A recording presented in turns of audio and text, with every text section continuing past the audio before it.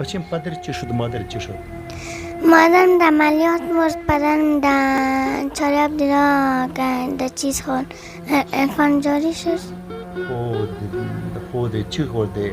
انفجار مرد پدر. او مادرت؟ مادرم در عملیات سر اشتکک خورد. سری اشتک.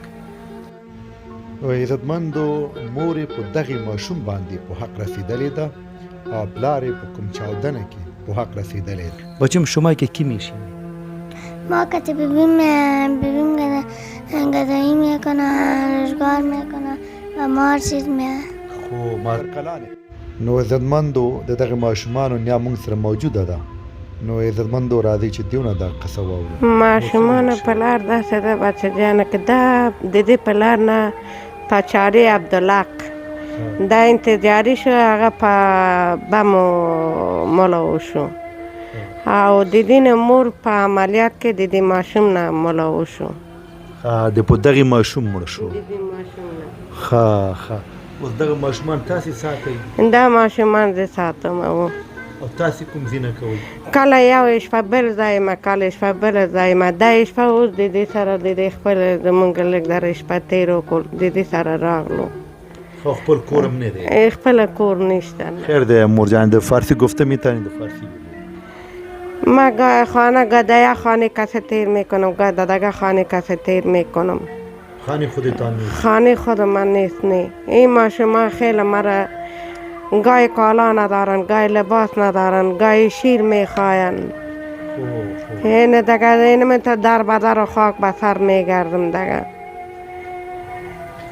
نو عزتمندو د دغه ماشومانو مور او پلار په حق رسیدلې دغه نیا ده.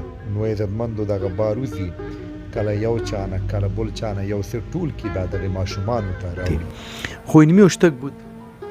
اینی میگه اینی میگه که یک روزه بود که مادرش مرد. چند روزه؟ یک روزه 2 روزه بود که مادرش فوت کرد. خو از بعد گرفت نگاه کرد؟ بعد از این من نگاهش کردم. او دغه ماشوم ته شودی د کوم زینه کوي؟ دا کار شده دا زمونږ خدا د دې سره مدد وکړي، خدا د دې سره عمر ورکړي. کله دا ورنا کوي چاته وایي که دا یتیمه ده، دا بېوسه ده، د دې سره شودی نه ده. کله یو بل چاته وایي ماته غواړي. شودیم کړی یو کلم. قربان دشم د یو جایداد ما سره معلومه شي که په یو جایداد زمونږ خپله کور مور زمونږ پته معلومه شي.